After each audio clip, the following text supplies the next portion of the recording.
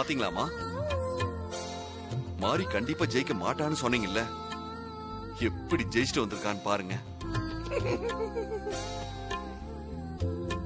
எனக்கு தெரியுமா, மாரியை யாராலையும் ஜெயிக்க முடியாது. மாறி யார்கிட்டயும் தோக்கவும் மாட்டா.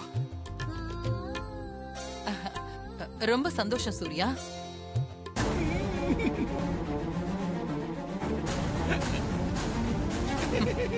Congratulations, Mari.